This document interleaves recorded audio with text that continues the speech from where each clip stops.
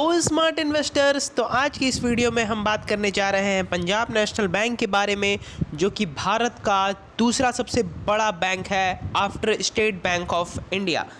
तो जैसा कि आप देख सकते हैं, Punjab National Bank is a public sector bank. The bank provide various banking services such as digital banking, personal banking, social banking, micro small and medium enterprises banking, agriculture banking, corporate banking, international banking और non residence Indian and financial services. तो इनके product ये काफ़ी ज़्यादा range हैं।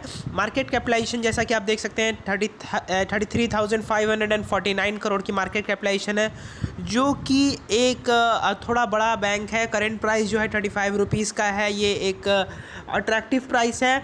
Attractive price इसलिए है क्योंकि इसमें रिस्क टू रिवॉर्ड रेशियो ज़्यादा है। और मैं आगे बात करूंगा ये क्यों अट्रैक्टिव प्राइस है। 52 वीक हाई और लो देख सकते हैं। 52 वीक मीन्स 1 ईयर का, तो 1 ईयर का जो हाई है वो 69 रुपीज़ है और जो लो है 26 रुपीज़ है। वो कोविड-19 पेंडेमिक की वजह से हुआ था मार्च में। डिविडेंड यील्ड, ये डिविडेंड अट्रैक्टिव नहीं है, डिविडेंड नहीं देता है। सेल्स ग्रोथ की बात करें तो 4.55% पिछले 3 साल में इसका सेल्स ग्रोथ है। अब यहाँ देख लेते हैं कि पंजाब नेशनल बैंक की रैंकिंग क्या है। तो after the state Bank of India Punjab National bank आता है, भारत की सबसे बड़ी दूसरी बैंक है। तो अब यहाँ पे आते हैं हम लोग, अगले पहलू की तरफ चलते हैं और इसका थोड़ा ग्राफ देख लेते हैं। तो जैसा कि आप देख सकते हैं कि पिछले 1 वीक में 10.16% का रिटर्न इसने दिया है। पिछले 1 मंथ में 2.87% का रिटर्न इसने दिया है। पिछले 1 ईयर में -41.98% का रिटर्न दिया है। तो बस यहीं पे बनती है अपॉर्चुनिटी।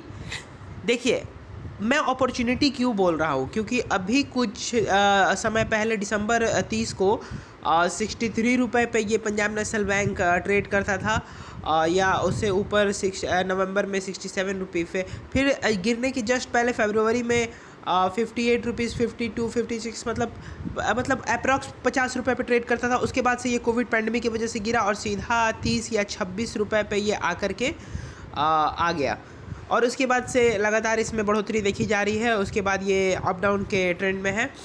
तो अब अगले पहलू की तरफ बात करते हैं। तो इसका रिज़ल्ट Q1 के रिज़ल्ट के बारे में बात कर लेते हैं पहले, उसके बाद हम अपना ओवरव्यू रखेंगे।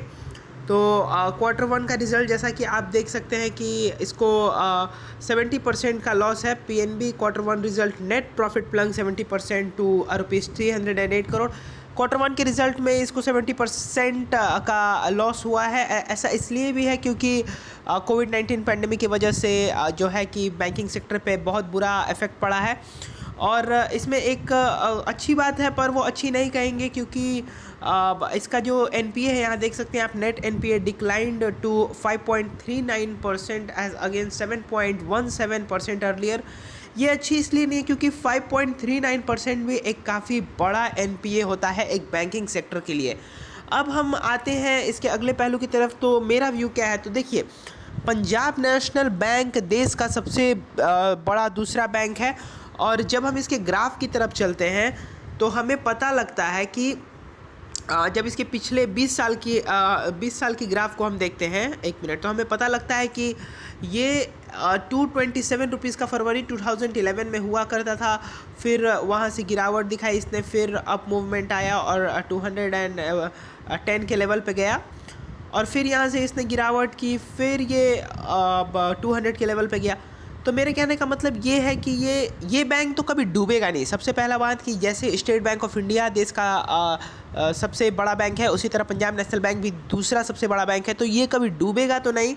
हाँ, पर आप इसमें थोड़ा सा अपना पैसा ज़रूर डाल सकते हैं, मतलब थोड़ा सा, मतलब बस 5% या 2% पैसा अपने पोर्टफोलियो का, या 10%, मतलब जितना भी हो, आपका जितना रिस्क का क्षमता हो रिस्क लेने का, उतना पैसा आप ज़रूर डाल सकते हैं। मैं तो बोलूँगा इसमें डालना चाहिए, मैं खुद भी इसमें पैसा डालूँगा।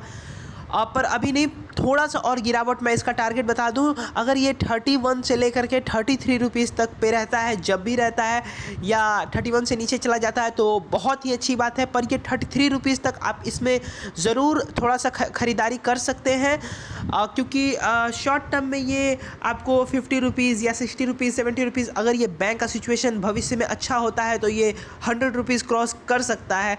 तो रिस्क टू रिवॉर्ड रेशियो बहुत ही ज़्यादा है। अभी देखिए मात्र 35 रुपये पे ट्रेड कर रहा है, तो आपका रिस्क कितना होगा? मान लीजिए आप अगर इसमें 50 शेयर भी लेके चलते हैं तो आपका रिस्क मात्र 1500 रुपये का होगा। आप अगर ये बैंक डूब भी जाता है, ऐसा कभी होगा नहीं, पर मान के चलिए अगर ये बैंक डूब भी जाता है तो आप बस 1500 रुपये खोएंगे। पर अगर इस बैंक में कोई डेवलपमेंट होता है या ये लोग अपना एनपीए घटाते हैं, या देश का सबसे बड़ा बैंक है, सरकार का हमेशा इसके साथ सपोर्ट रहता है पंजाब नेशनल बैंक के साथ, तो सोचिए अगर इस बैंक का परफॉर्मेंस अच्छा हुआ, सरकार ने इसे सपोर्ट किया और आने वाले समय में ये एक बड़ा बैंक बन के उभरता है, तो आपका 1500 का जो अपसाइड का मूवमेंट है वो अनलिमिटेड है। वो आपका 1500 कितना भी रुपए बन सकता है। ये अप्रॉक्स 200 रुपये हमेशा से रहा है। मतलब जब भी ये 200 से 80 रुपये, फिर 200 से फिर 80 रुपये, ऐसे ऐसे करते रहता है, ऐसा मूवमेंट है इसका। तो मैं कहूँगा आप अपना थोड़ा सा पैसा इसमें ज़रूर डालिएगा at the rate 31 to 33 rupees पे, या 34 पे भी मिले तो ठीक है, बहुत अच्छा है। Q1 का रिज़ल्ट में गिरावट आना ही आना था, क्योंकि जैसा कि आप देख सकते हैं कोविड-19 पैंडेमिक की वजह से सारे बैंकों में गिरावट आया है। ये जो हाई और लो देख रहे हैं, ये लो इसने ये 2003 में बनाया था। वो मतलब जब ये बैंक स्टार्ट हुआ था तब का ये लो दिखा रहा है, और हाई 279 का एक समय में लगाया था 2011 में, जो कि एक बहुत बड़ा हाई है अभी के मुकाबले।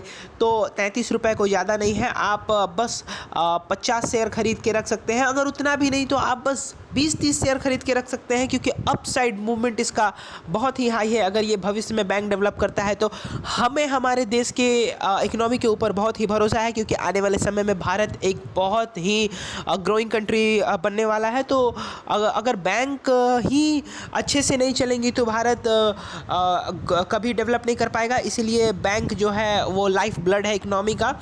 तो बैंक को सरकार हमेशा से ज़रूर सपोर्ट करेगी और बैंक पर भी ध्यान देगी आने वाले समय में। तो मैं बोलूँगा अपना थोड़ा सा पैसा इसमें आप ज़रूर डालें, not for the long term investment purpose but for the short term investment purpose. तो इसी के साथ मैं विदा लेता हूँ। थैंक यू, और हमारे चैनल को सब्सक्राइब कर दीजिएगा, लाइक कर दीजिएगा, और अगर आपको अगला वीडियो किसी और टॉपिक के ऊपर चाहिए तो प्लीज़ कमेंट सेक्शन में अपना कमेंट डाल दीजिएगा। और